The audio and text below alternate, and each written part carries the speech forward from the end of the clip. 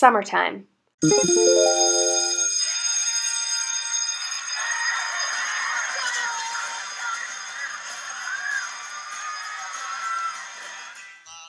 When the youths of America venture into the wild to none other than summer camp.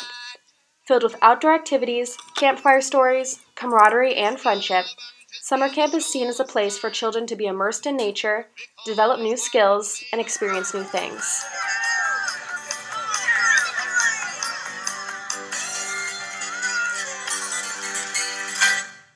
Unfortunately, children are also exposed to another, less than appealing theme of American summer camps: Indian misrepresentation.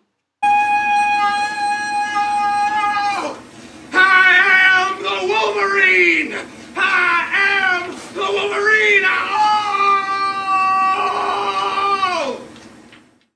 American Indian scholar Raina Green identifies this misrepresentation as playing Indian. This includes native performances, ritualistic ceremonies, and the ubiquitous and inaccurate use of Indian artifacts. Where does the fascination with playing Indian come from, and why has it particularly manifested itself within contemporary summer camps and the summer camp motif of mainstream film?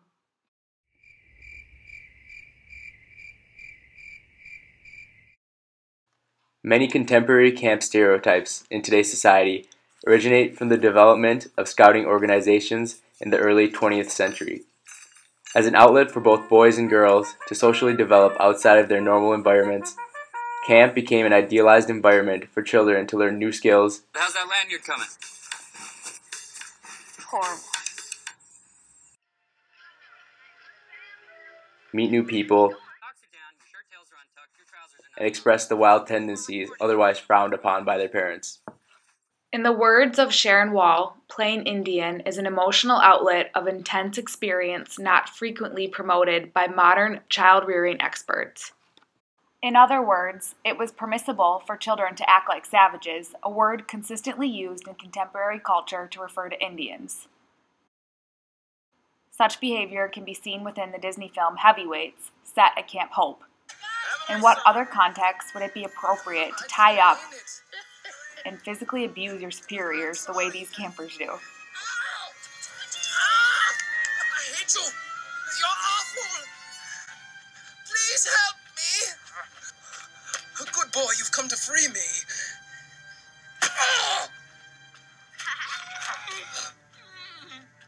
This behavior can also be found in the 1961 Disney film The Parent Trap, where Sharon and Susan, both civilized American children, engage in a malicious battle of nasty pranks, including gross property damage and vandalism.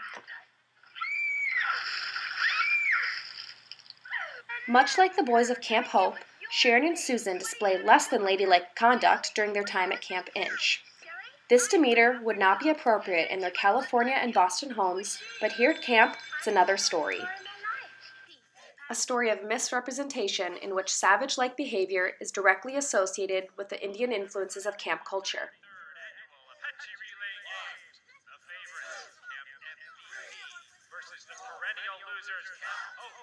These influences can also be seen again in the movie Heavyweights, which subjectifies youth to the false portrayal of indigenous people through inappropriate dress and use of artifacts. Camp Hope holds what they call an Apache race every summer, in which campers dress up in the classic war paint, buckskin, beads, feathers, drum-toting ensemble. But while they are claiming to be portraying the Apache tribe, there is no distinguishing feature to identify them as Apache. This creates the idea that all Indians share similar characteristics, negating the fact that all tribes possess unique and individual cultural elements. A frequent practice among summer camps is naming cabins, tents, or residencies after Indian tribes. Morning, Miss Guernica. Where would you like to start? Well, why not start with Tent Arapaho? Sure you find everything shipshape? Because they are a part of the single camp environment, this makes it seem that each tribe belongs to a single nation, which is a false representation of Indian people. In the 1990 NBC film Camp Cucamonga, a camp leader aids in the idea of Indian homogeneity by inaccurately defining a native term multiple times. Sleepy little eyes. Remember that Cucamonga is Shawnee for appreciation. As you all know, Cucamonga is Navajo for camp spirit, so wonderful memories. As Cucamonga is Apache for enthusiasm. What do you say we give out with the camp cheer? Sleep well, remember, Cucamonga is Comanche for pleasant dreams. You folks sure know how to treat them. Look, you all remember, Cucamonga is Paiute for teamwork. Teammates! By definition, racism is the belief that all members of each race possess characteristics or abilities specific to that race, especially so as to distinguish it as inferior or superior to another race or races. Therefore, the cinematic depictions of Indians seen in Heavyweights, Camp Cucamonga, and The Parent Trap are in fact racist. But while American kids were spending their summers at camps that were strongly yet inappropriately influenced by Native culture, what were Indian children doing? Did you find all the answers you needed? You know, I tried. I went to that boarding school, but a fella came in there and told me I had to clear out.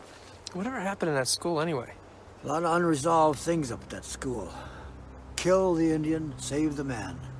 That was their motto. Kill the Indian, save the man? They tried to whitewash us Indians. Took us from our mother's arms, took the clothes right off our backs, burned them, put uniforms on us, wouldn't let us speak the language. They tried to beat the Indians right out of us. That's tragic. Tragic? Half the Indians died in these schools up here. The rest broken and confused with scars that will never heal. There are two ways to conquer a nation. Kill them, or take away everything that defines who they are. Sounds like a Holocaust. How come I never read or learned about that in school? Some stories never make the history books.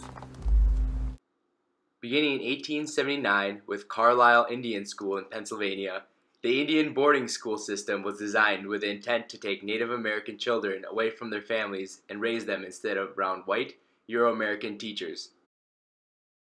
It was believed that teaching Native children English, giving them Christian names, dressing them in contemporary American fashions, and teaching them trades deemed fit for young, working-class Americans would not only save their souls in the eyes of God, but also turn them into workers who could contribute to society in a fashion the majority of Euro-Americans deemed appropriate.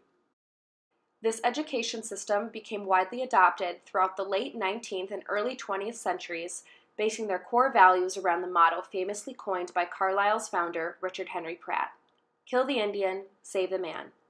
In other words, the schools were meant to extinguish the so-called savage tendencies attributed to Native Americans in the eyes of whites.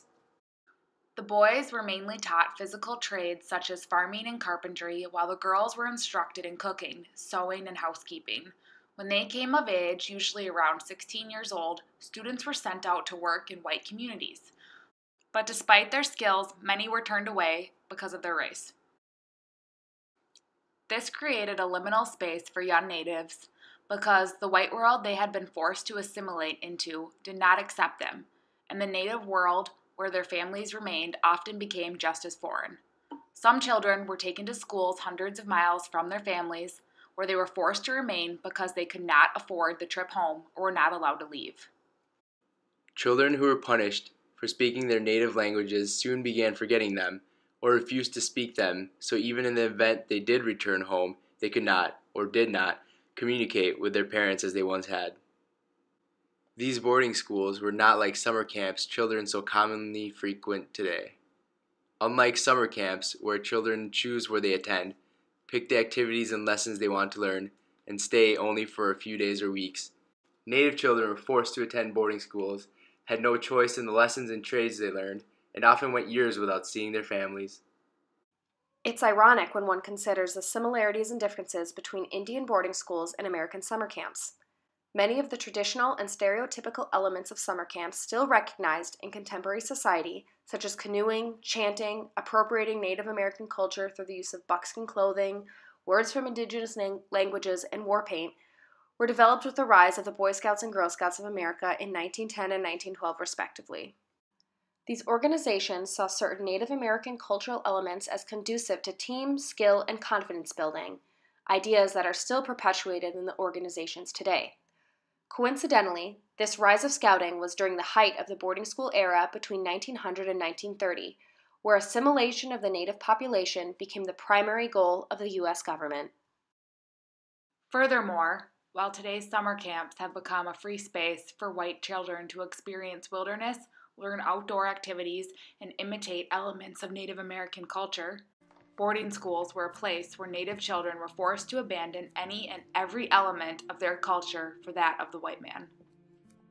Unfortunately, as demonstrated earlier, this Indian misrepresentation happens not only in summer camps, but also in the movies that depict camp life. Even today, summer camp films contain false and racist depictions of Native people. Perhaps even more disturbing than the misrepresentations of Indians in film is the pervasive and racist stereotypes that real-life summer camps subject impressionable young children to. By playing Indian, and by watching others play Indian, these kids are unknowingly participating in behaviors that are harmful and destructive to Native culture. The elements deemed native are, in fact, not native at all. They are fabrications constructed as a means to pigeonhole Indians into a convenient yet inaccurate demographic. Much of this is attributed to boarding schools in the early 20th century, where Americans attempted to fully extinguish Native cultures from future generations. Indian children were essentially being civilized by Euro-American standards, while white children were and are sent to summer camps, where they are excused from traditional civilized behavior to briefly adopt a savage way of life. We can't continue perpetuating racist stereotypes in our summer camps or our media and expect there to be a change. In order for a change to occur, we have to acknowledge the problem in our society. We can't continue to ignore the parts of history that we aren't proud of. Be the change. Don't be another camp wannabe.